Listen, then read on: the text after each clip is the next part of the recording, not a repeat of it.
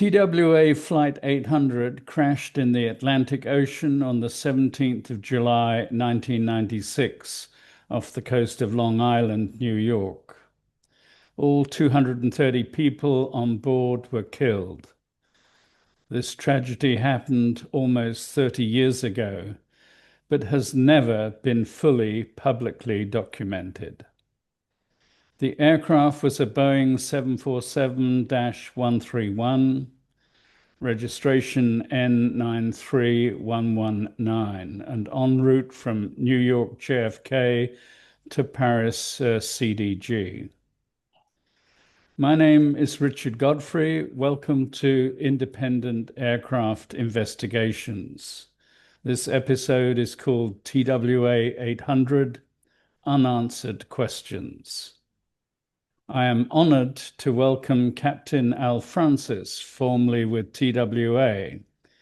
Captain Francis was a Boeing 747 captain and had previously flown the accident aircraft and was involved in the investigation of the accident from the start. Al, it's coming up to the 30th anniversary of the crash of TWA 800. What are your thoughts at this time?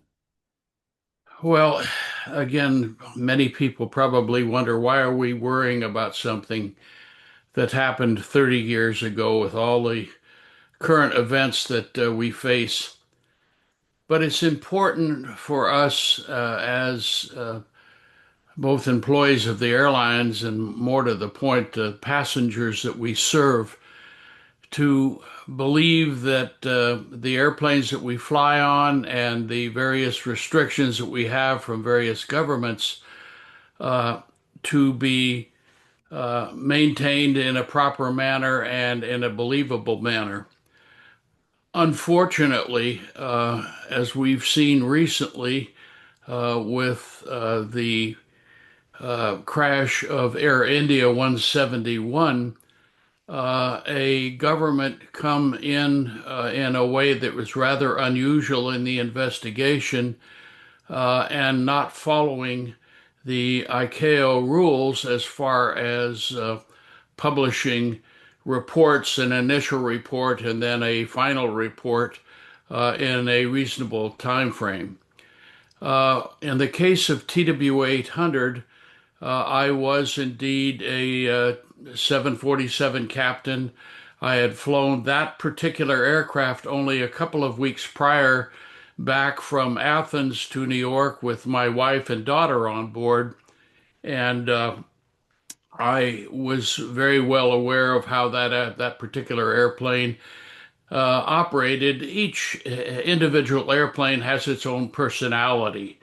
It has its own little quirks and its own little things that are slightly, very, very small area different than other airplanes. But again, it's almost like, getting in your neighbor's car and driving it, even if it might be the same make and model. It might feel a little bit different when you drive it. And it's the same for the airplanes. Well, that airplane was a good, solid airplane, although it was old as far as years in service. TWA had excellent maintenance. It was in the industry, it was regarded as one of the finest maintenance programs around. And our airplanes, although they flew many hours, were maintained meticulously. And although they were old in age, they were young in the basic operation of the airplane. Everything worked fine. If it didn't, they fixed it. And I had the greatest confidence in our maintenance department. So when the airplane crashed shortly after takeoff from Kennedy on the way to Paris that night, I, being the head union representative for all the international pilots of TWA, was immediately contacted, and I went early the next morning back to Kennedy and began being part of the initial investigation of what was going on and trying to figure out how to not only determine what had happened, but to make sure that it would never ever happen again.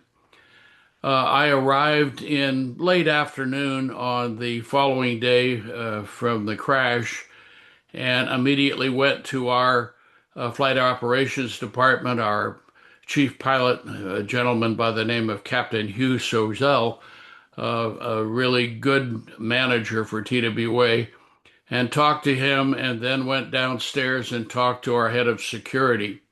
I proceeded from there over to the terminal building and went down to the area where all our baggage was checked prior to getting on the airplane. We had very comprehensive uh, rules as far as our baggage. A matter of fact, we had bomb sniffing dogs that walked along the conveyor belt as the baggage came down to be loaded onto the containers and put on the airplane to ensure that there was nothing untowards in bags that were, of course, closed. And these bomb sniffing dogs actually are considered by many in the industry to be even more efficient than some of the electronic means that we have for scanning the bags, etc. Nothing was going on. I checked the people that had worked on the airplane the night before, and it was generally considered at the time, from what had happened, that it was a bombing incident similar to what had brought down Pan American Flight 103 over Lockerbie, Scotland, some years before. That was the general opinion of just about everybody at the time. Uh, as you probably are well aware, the NTSB, National Transportation Safety Board of the United States, has what's referred to as go teams. And if there's an accident or an incident, within a very short period of time worldwide, a go team will arrive on scene and basically take over the investigation from the first responders that were there. The go team had arrived indeed within about 6 hours of the airplane going down from Washington, D.C. And the head of that go team was a gentleman by the name of Hank Hughes, very well experienced individual. He arrived on scene and they began, as I said, to take over the investigation from the first responders. Since the accident happened over water, many of the first responders were actually uh, police and Coast Guard individuals that were out over the accident site and picking up debris and unfortunately victims of the crash that were floating on top of the water out there. Shortly thereafter, in the morning, an individual from the FAI by the name of James Kallstrom showed up. He was the agent in charge for the New York area, and he very abruptly took over the investigation from the NTSB personnel, and he did it in a very aggressive manner and in a manner that was actually threatening and just shocking to all of the NTSB people. We, of course, on sign, no one was allowed, even from the airline, to be there until the NTSB had taken over things, and then gradually what was referred to as the interested parties, which was basically the airline, the aircraft manufacturer, union people, the pilots, the flight attendants, the mechanics, and also individuals from other various organizations like the manufacturer of the engines and various other parts of the airplane came into and were allowed to begin to participate with their expertise with the investigation. The first thing that shocked everybody, and myself included, was that the FBI had never done this before, and to the best of my knowledge, has never done it since. Literally taken over an investigation into an accident of a thing that they had no expertise in. They were expert in many areas of criminal investigation, but certainly not the investigation of an airline crash. And they were right there in a very aggressive manner.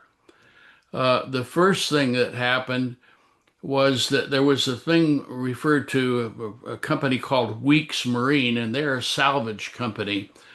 And they just by happenstance happened to have a very large barge, salvage barge, with many experienced salvage divers on board, and they were coming back from dealing with another incident, I believe is a shipping incident, and they were headed back to their home base, which was in Northern Virginia, I think Norfolk.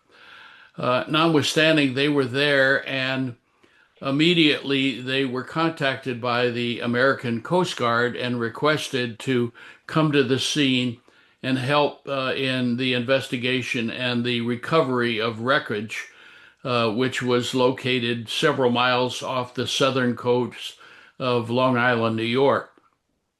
Uh, they proceeded in that direction, and they had numerous very experienced divers on board.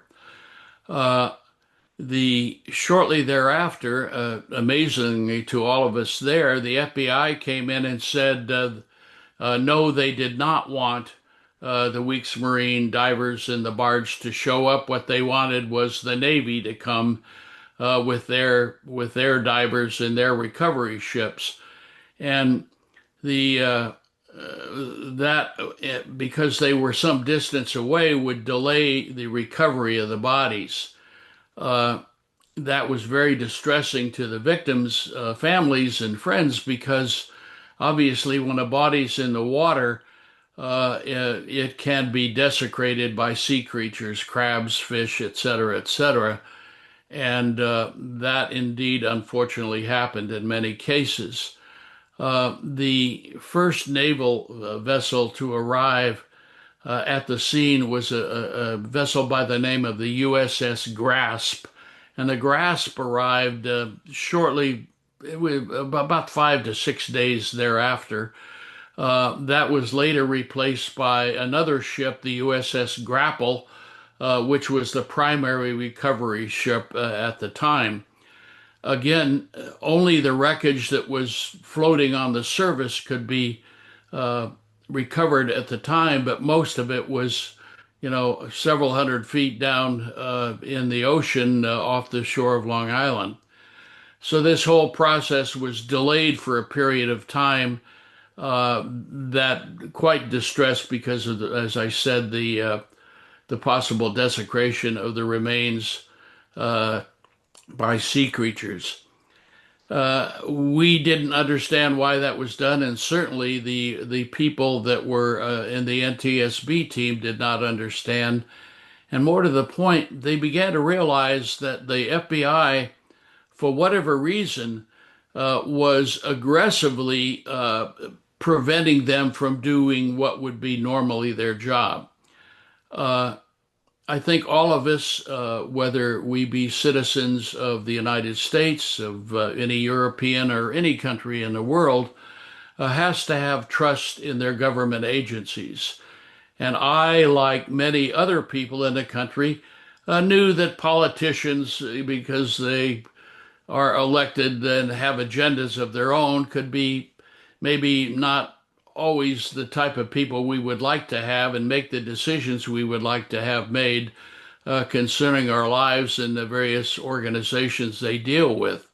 But generally, I trusted the various agencies of our government to be honest and to be very professional in our operation.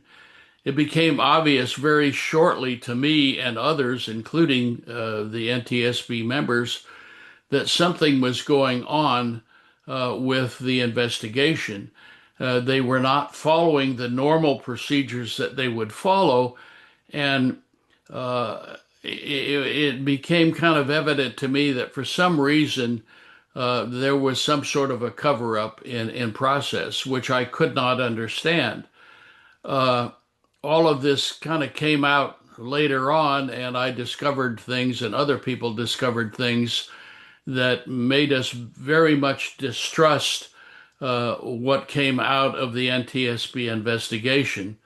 And so for the last probably 28 years, I have done everything in my power to see that all of the facts that were gathered by the NTSB and other individuals during the time of the investigation were used to complete what is referred to as the final probable cause report. That came about in the spring of 2000. And amazingly, after all the work they had done, which it was the most expensive investigation ever conducted by the NTSB, the probable cause came to be a, a spark of unknown origin igniting fumes in the center section fuel tank of the 747, exploding, blowing off the front third of the aircraft, the nose of the aircraft, including the cockpit, etc., and causing the crash. Well, those of us who were conversant with the 747 and just general aviation operation and looked at this conclusion and said, this is ridiculous. This could not have happened. Prior to that, the Central Intelligence Agency, the CIA of the United States, at the request of the FBI, produced what became known as the cartoon, showing how the airplane crashed and why the airplane crashed. And the first comment that was made on this video, which was broadcast on stations all across the country, was it was not a rocket. And this kind of amazed us all because there were very many credible witnesses that had witnessed something that certainly looked like a surface to air missile rising off the surface of the ocean and hitting the aircraft prior to the very large petroleum explosion. And this video that they produced was to prove what they had come to. The preliminary conclusion was that this explosion in the center section tank had occurred, blown off the front of the airplane, and the airplane then did what is referred to sometimes by some people as a zoom climb, where it departed 13,000 feet approximately and climbed to almost 18,000 feet, almost vertically, trailing a trail of flame behind it from the burning fuel. And that, the CIA said, was what witnesses witnessed and confused with a rocket engine burning as it rose off the water. Anyone that knew anything about aerodynamics looked at this and said, this is just physically impossible, aerodynamically impossible. If it happened the way they said it happened, what would occur was the airplane would immediately pitch up and cause a violent stall, high-speed stall, and the airplane would go down almost immediately, not become some sort of a rocket rising off the water. So this is where those of us that were involved in looking at this began shaking our head and said, what the heck is going on? And that's basically the start of it. I'm taking up all the time. I'm interested in your conclusions. Well, thank you for that overview. You raise a whole raft of issues. I think the first one that strikes me is the number of different official bodies involved in the investigation. The NTSB, the FBI, the CIA, I think the New York Police Department, the US Coast Guard, the US Navy. There are so many different individuals and organizations at work. Did you get the impression that the FBI wanted to take control of the whole investigation? Did they actually allow the NTSB to do their job?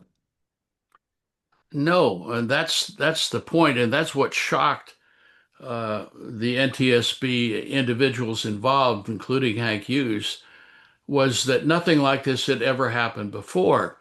And the FBI could be a part of an investigation and contribute their expertise in criminal investigation, but certainly they didn't know anything about the mechanics and the intricacies of aircraft accident investigation. So when this began to happen, it was so shocking to all of the professionals involved.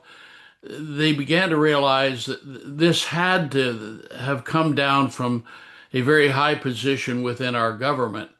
And it certainly was not in the area of expertise of the FBI, and why James Kallstrom would come in and begin basically bullying the people, the NTSB people, and a very large group of other people after the fact of the interesting parties.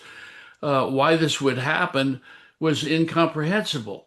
And this is why, although most of us, myself included, did not want to believe that our government would be involved in something that would not give us the truth of what had happened so we could deal with it, but get involved in some sort of an agenda that we really didn't understand. That became It began to come out after the fact, and we can discuss that as we talk. Well, 30 years later, we're still discussing all of these open questions and unanswered questions. You mentioned Hank Hughes, the senior accident investigator at the time. And I understand in 2013, Hank Hughes and others petitioned the NTSB to reconsider or reopen the TWA 800 investigation. What were the what was their challenge to the official report? Well, basically, uh, there was a hearing that took place about a year after the accident in Baltimore, when the head of the NTSB, James Hall, he was the administrator, and he was holding this hearing in Baltimore about what had occurred. And uh, a lot of the material that was in that hearing was not allowed to be presented at that hearing itself. And part of that, a very important part of that, was the eyewitness reports. Now, there were very, very many eyewitness reports, something over 700 total. Of that, perhaps something in the neighborhood of 150 or so were considered to be credible, and a much smaller portion of those very credible, including a eyewitness report that was provided by Major Fritz Myers, who was an instructor pilot, helicopter pilot for the New York Air National Guard. And he had been giving a check ride to a pilot at the time of the accident. That was They had a intimate view from the altitude that they were at of the entire accident sequence, including something uh, rising off the water. A matter of fact, he felt that there were more than one things that rose off the water, rose up and struck the airplane, exploding prior to the very large petroleum explosion that many other people witnessed. They didn't see anything come off the water, but obviously this explosion was tremendous, and saw that. And the he had called the FBI at the time, and gave his credentials, which were considerable. Fritz had been during the Vietnam War. He had actually been in the Navy, and he flew rescue helicopters off destroyers off in international waters off the coast of North Vietnam. And in that process of trying to rescue pilots that had been shot down, he had seen many surface to air missiles rise up and actually hit airplanes. And he had no doubt in his mind whatsoever at all that the airplane had been struck by a surface to air missile. He told the FBI this. They finally agreed to interview him, but unbelievably, they did not, in the process of the interview, they did not record it. They didn't use a tape recorder. They took very few notes, and in that process, produced what's referred to as a Form 302, which is a FBI form that they use when they are interviewing witnesses and so forth. And they told him that they would get back to him and never did. He was shocked by that. There was also the case of a witness was referred to as witness number 73, not using her name. And she probably, because of her location, had the best view of the entire sequence of events that occurred with the crash of TWA 800, and she gave a very comprehensive statement to the FBI. Later on, they stated that she had recanted her statement because she had been at a restaurant at a party on Long Island on the South Shore that night and had been drinking what they referred to as Long Island iced teas, which is a very highly alcoholic drink, and perhaps had become befuddled and didn't see what she said she saw and had recanted her testimony. We had an individual named Jack Cashel, who is an investigative journalist, contact her, and she told him that not only had she not been drinking Long Island iced teas, but that she was a complete teetotaler. She didn't drink alcoholic beverages at all. And in fact, there had never been a second interview. This was made up out of the whole cloth by the FBI. It was completely false. It was a lie. And this type of stuff began to come out, and we were very, very upset and concerned about what we were hearing. And the whole hearing in Baltimore became a farce. When people tried to ask questions, they were basically told to sit down, shut up, or they would be removed forcibly from the hearing room. That's incredible. I accept that Major Meyer was a credible aviation witness and his account deserves serious treatment. There were also other pilots who observed the accident. And I also agree that the underlying FBI witness statements should be released. Is there any reason for the FBI to withhold the 736 witness statements after 30 years?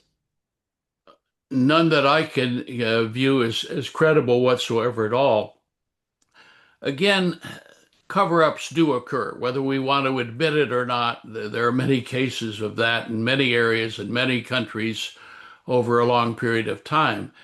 And the problem usually is not the initial event that occurs, but the cover-up of the facts of that event that become kind of like letting the genie out of the bottle. Once it's out, you can't shove it back in again and start from ground zero. And that's exactly what happened with the situation of TWA 800. There were airline pilots that witnessed the explosion of the airplane and it going down into the water very quickly. Several airliners witnessed this, but they didn't witness it from the perspective of witness number 73, and of course not the Major Meyer and other very credible witnesses that saw what went on from a perspective that was much greater and much more involved. There's no reason I can think of uh, 5 years, let alone 30 years after the fact, that this is still being covered up. Uh, but it is, and they have not released it. The NTSB's argument is that the HH-60 crew saw the late breakup and the fireball sequence, not the initiating center wing tank event, because the reported streak to fireball timing was only seconds, whereas a missile scenario would require a much longer timeline. What part of the timing argument do you reject? Well, again, what you have happening in the hearing that was in Baltimore, Hank Hughes, as part of the normal procedure, was required to uh, produce a written report listing as many elements as he could of what had occurred. This written report normally would include a preliminary conclusion on his part. Uh, Hank's report was in excess of 500 pages long, and when it got to the hearing, it had been redacted to less than 50 pages. None of the eyewitness reports were part of that. And more to the point, quite shocking to him, he was ordered not to uh, include a preliminary conclusion. He stated after the fact that if he indeed had been allowed to produce the normal report, that he would have said that his conclusion and their conclusion from everything that they had was that the explosion and the downing of the aircraft occurred because of an event external to the airplane, not internal in the center section tank. There's no question that that exploded, but it was because of the external event that occurred, and that event was what led to the breakup of the aircraft. So Hank Hughes, again, being this very professional investigator, indeed did ask for this to be reopened, and this has been denied by a series of FAA and NTSB administrators over the years, and no one can quite figure out why. It's a very big kettle of fish that has not been operated in a normal manner. It sure is.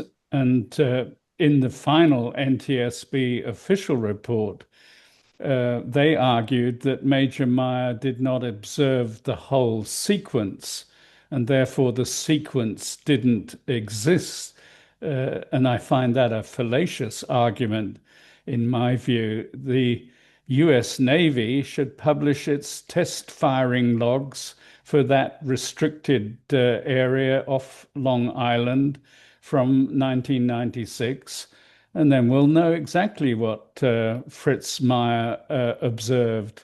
And to say he didn't see the whole sequence, therefore none of it is valid, is nonsense in my view. Absolutely. And again, there are just such a tremendous number of events that occurred that were ignored. The results of the various testing, the testing of the center wing tank explosion in Bruntingthorpe, England, etc. This data was never brought forth in a way, a credible way, and provided as part of the final accident investigation, the NTSB probable cause report. And all of the people that read this said you can't exclude this crucial information, not only from the witnesses, but from the Bruntingthorpe tests and many other things that came out kind of after the fact, that the NTSB just conveniently ignored. They didn't want to deal with it, so they ignored it. Al, I do not accuse the NTSB of reaching a dishonest conclusion. I accept that its published conclusion may be correct on the evidence it reviewed. But when the NTSB says a validated debris database existed and was used to support trajectory and sequencing studies, that database should be open to independent audit. And public confidence is not best served by asking people to trust summaries of data that could now be released. Is there any reason why the NTSB shouldn't release that debris database?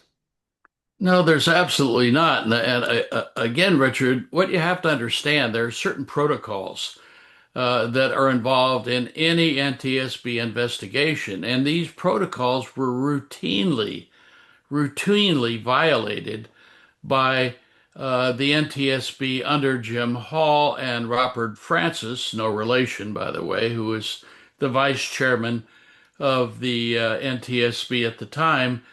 Also, as you're probably aware, uh, some of the stuff with the debris field was actually changed in order to quote unquote make it more understandable to the higher ups. Items as large as one of the engines was moved from one of the fields. They had the fields where the red field, the yellow field, and the green field, as far as where they found wreckage, etc. Things were actually moved from one thing to the other, and obviously they never should have been. Everything should have been where it was found and recorded. But there's absolutely no reason that this should not be released for independent investigation unless, for whatever reason, you don't want an independent investigation. You want to keep this in-house, as it were. And the only reason that could be the case, the only reasonable reason, is if you had an agenda to cover up the true cause of the crash. Now, all of this stuff was there. When the airplane was being reconstructed on the hangar at Calverton, Long Island, independent witnesses, several independent witnesses, noticed that people from the FBI were actually using small sledgehammers to deform parts of the wreckage. And the only reason that could be done was to change the configuration to indicate what had happened as far as the tank. Did the center section tank explode or did it implode? Why would they want to cover that particular thing up? Of course, the FBI denied it, but again, there were credible witnesses, both from the ALPA team of systems investigators and members of the NTSB. All of this information was used by Hank Hughes when he, as you said, joined in requesting that the investigation be reopened because he realized that all of the data that was available was not being made available to the general public for reasons unknown. I find that strange. I repeat what I say, public confidence is not served by keeping the public uh, ill-informed. The NTSB official report claims 95% of the aircraft was recovered. It lists 4,612 items of debris. So that would be a very interesting database to compare with the FDR data, the CVR data, and the other sources of data that we have. Now, I want to ask you about Commander Bill Donaldson. He did an investigation. He actually published a map, which he says was based on leaked information from the investigation team in the Calverton hangar. He shows on that map 212 items of debris and their final location where they were recovered. And he lists exactly their provenance on the aircraft. Can you tell us about Commander Bill Donaldson and what he discovered? Well, again, Bill Donaldson was a bulldog. He was a former naval aviator and an accident investigator. And when he saw a report that was actually published, I believe, in the Wall Street Journal, listing a probable cause at the time of the airplane and an explosion in the center section tank, etc., had been leaked by the FBI and the NTSB. He realized from his experience as an accident investigator of long standing in the Navy that this didn't pass the smell test. Something was going on. And he proceeded to publish his own opinion piece in the Wall Street Journal, questioning it. He then formed an organization which was the ARAP, which was the Association of Retired Aviation Professionals, which included members of the military, it included airline pilots, it included many other people, including at the time a student named Tom Stalkop, who has later became a physicist, who indeed and got involved in the investigation as well, saying and pointing out the things that were wrong, the things that were just did not make sense, yet that the NTSB and the FBI were refusing to cooperate on.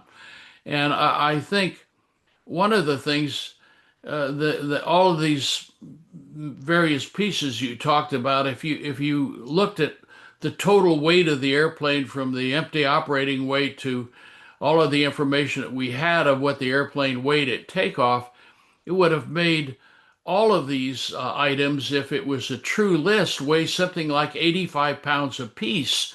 And there were very many very small pieces that couldn't possibly come up to anywhere close to that weight. And why the list was never properly provided so we could examine it and understand what they were talking about. Why they did not publish it's unbelievable that the cockpit voice recorder, which was a very short period of time involved, was released, a transcript of that, but not the flight data recorder, which had information that was critical to the examination and to the investigation. And as you have rightfully pointed out, that inexplicably was not provided and has not been provided to this day. There's no reason, if their conclusion was correct, that they would not provide all of this information for independent confirmation. James Sanders, in his book, The Downing of TWA 800, says the vibration analysis was done by a British firm, one of only two in the world in 1996 capable of doing such analysis, but has never been declassified and released to the media or the public. Is there any reason why the vibration analysis has not been released in your view? No, again, all of these things after the fact, if indeed the conclusion that the NTSB came up with and the various suppositions that they had are correct, what is the point in continuing to keep this information secret and not part of the public record? Again, Richard, it just doesn't pass the smell test, and something is going on. What? I don't know. I have my own opinions, but they are my opinions. The facts. You are a very fact-driven individual, and that's a wonderful thing. But we all have opinions of what's going on, but you have to be able to have the facts, delve into them, and to understand them. And if you don't have those facts available, the only thing you can come up with is conclusions, and they may be false conclusions. Yeah. And you asked what my opinion is, and that is the public record is sufficient to support the NTSB's probable cause finding, but not sufficient to allow a full independent replication of all the important analytical steps, releasing the debris database, the vibration study, the US Navy logs, the FBI witness statements, would, in my view, strengthen confidence in the official conclusion, not necessarily weaken it. So it begs the question why they have withheld all of this information. Well, one of the things, Richard, look at where we are as far as computer capability from 1996 to 2026. The ability to examine all of this information, to put it into databases, and to come to conclusions that we perhaps couldn't have come to 30 years ago should be a primary reason to reopen the investigation. As you said, if everything that they have said is true and everything that they have said, you know, passes the smell test, then there is absolutely no reason not to allow this information to become part of the public record. They have to know that. They have to know that. But again, if they feel in their heart of hearts that if they let this stuff out, it will indeed let this genie out of the bottle. And this is a situation that all of us that have worked for so long to get this thing reopened and put into a believable format have fought and fought and fought and to no avail. Now, however, I think events are going to occur in the next few months, including the lawsuit against the government for exactly what you've been talking about in federal court in Massachusetts. Upcoming documentaries, etc., are going to provide light onto a subject that really needs to be illuminated and come to the sunlight and understand what happened, why it happened, and why they have done what they've done over a long period of time. And Al, I understand you are involved in the upcoming documentary to be broadcast on the 17th of July, 2026. Tell us about the documentary and your involvement. Well, because of my involvement in the original investigation, who I was and what I did, I was asked by an organization called Judicial Watch. Judicial Watch is an independent, very well respected watchdog group that covers all areas of the government. And they're very proficient at filing FOIA requests, which is basically information requests to the government to provide information that is not now available. And their actions in this part caused them to decide that they would create a documentary on the crash of TWA 800, which, as you've said, is going to be published on the 30th anniversary of July the 17th. And I was asked to participate in this, and was delighted to do so. They're going to have various viewpoints on it based on a factual. Tom Stalkop is going to be on there. They have various eyewitnesses that they are going to use. They are going to use independent journalists like Jack Cashel, myself from an aviation, a pilot's viewpoint, etc. And I think this is going to end up being very interesting to the general public. And because of the respect and the reputation of Judicial Watch, this might be an impetus to the Trump administration and to the National Transportation Safety Board and the FAA to indeed bring out all the information that you have indicated has been withheld up to this time. And I was delighted to be asked to be any part of this because all I want is the truth to be known. 230 people, many of them friends of mine, died an awful death on that night, and their souls and their families and friends deserve the truth to finally be known. Not a missile. I've had people say to me, "Why do you care about this? It's 30 years ago." Caught my eye, a streak of light heading up to the sky. The basic concept, a small amount of fuel in the center fuel tank could be ignited by a, quote, spark of unknown origin, was just unbelievable to anybody that knew anything about the way things work on airplanes. And we had photos before they did the reconstruction as the wreckage came into the hangar. They altered the evidence to make it look like there was no internal damage caused by an external force. Witness 73. She gives a second interview in which this time she admits she was drinking Long Island iced teas. Maybe she didn't see exactly what she saw. She goes, "Well, first of all, Jack, I don't even know what a Long Island iced tea is." And I said, "Could it have been another drink?" She goes, "I don't drink." They had made up a second interview for her. 230 people were killed that night in a very violent way.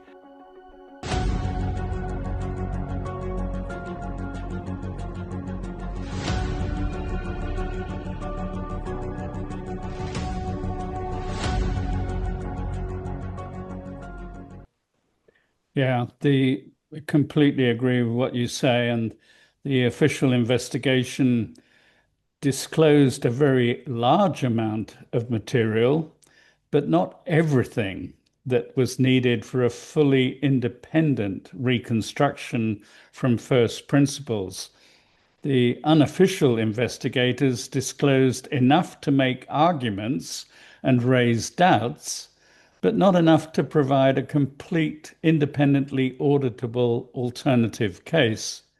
That applies especially to the categories we have listed: witness statements, debris tag databases, radar data, Calverton photographs, Navy activity log data, and detailed engineering analyses.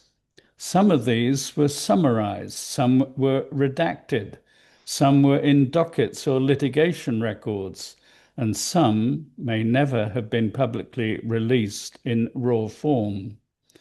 So, what are your closing thoughts on our discussion, Al? Well, again, my only desire is to have the truth finally be known. Organizations and individuals like you and your former colleague, Jeffrey Thomas, give me hope that this will finally come out. The investigation by Judicial Watch is a very big factor there. And I think that you are to be commended for allowing this discussion to occur, because anytime that discussion and free discussion is quashed, we have reason to doubt conclusions. And we have to understand again that politicians are politicians. They have their own agendas, and those agendas perhaps don't mesh with the best interests of the general public and the general flying public. A last thought: if indeed the 747 was potentially a flying bomb, because of all of the 747 100, 200, even 300 series and later had the same systems as far as the center section fuel tank. If this was a flying bomb, certainly the FAA would have issued an order for immediate, perhaps grounding, but at least an extensive investigation into the fuel system of the 747 of that era. The fact is that they did not, and what they finally came up with was so watered down, they gave the airline something like 17 years to complete the inspections. That certainly is not an indication that a very, very dangerous condition was involved with the 747 aircraft. And I think, again, that's something you well understand. I understand. Hopefully, the flying public will understand that as well. Yeah, the goal is safety in aviation and making sure that such accidents never happen again. And I agree with you. The FAA analyzed fuel systems and how to make fuel inert and fuel vapors inert. It took 10 years to bring some of those systems into service. And we're only now getting there on fuel safety. But in the past, there were many similar fuel accidents that happened both in civilian and in military aircraft. So thank you very much, Al, for joining me today. I hope we'll have some comments from viewers and questions, and I'm looking forward to the documentary release on the 17th of July on the 30th anniversary. And perhaps we can get together again after that and discuss the issues that have been raised and how the officialdom is responding. Well, it was a privilege again to talk to you, Richard. I greatly respect your tenacity in trying to come out with the facts of these matters and not just allow public opinion to become the court of public opinion and the truth not be known. So you're doing a great job. I appreciate it, and I'd be happy to come back again at any time you might request. Thank you very much indeed. You're quite welcome.